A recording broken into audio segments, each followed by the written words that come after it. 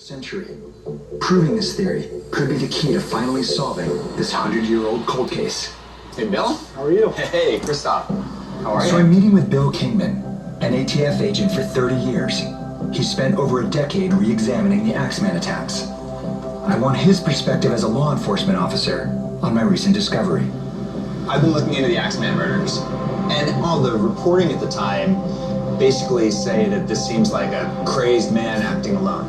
But after going through all the homicide reports, there are descriptions by eyewitnesses of two men. Do you think that it's possible that the Axeman was multiple people? Oh, very definitely, very definitely. My theory of reasoning, of reading all the research and everything, that it was basically a series of hired killers. Hired killers? Yes. Really? That it was basically an internal village fight. So you think it was Sicilian on Sicilian? Yes, I do. So that means this was violence contained within the community. Yes.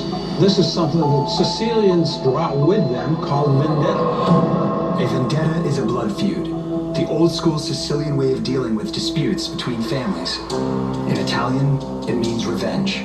Do you think that they were choosing to do the killings in this brutal fashion to make it look like a crazed psychopath? I think it was intimidation factor. It was used to control the merchants, extortion, that kind of stuff.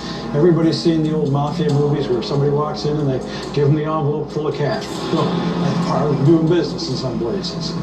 So are you saying that you think the Axeman murders were actually Mafia hits? Yes, no doubt in my mind. For 100 years, people have been looking for a lone, crazed killer.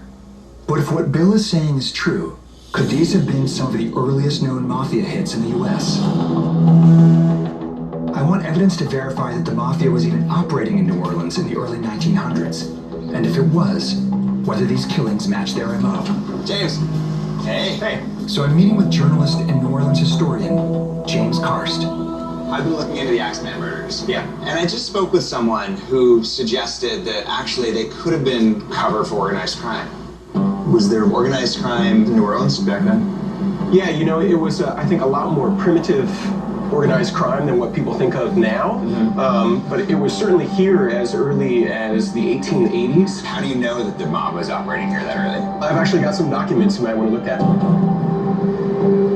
You'll see here on page 65, here. According to a 1979 congressional investigation that looked into the origins of Italian organized crime, the New Orleans Mafia had been the first branch of the Mafia in America. The Sicilian La Cosa Nostra had entered the United States through the port of New Orleans during the 1880s. Whoa, that's incredible. And then there's this. An FBI document that was declassified in 1987 also confirms the Mafia was operating in New Orleans at the same time. That's wild. So they were here. So yeah, there are certainly Mafia ties well before the Axeman killings.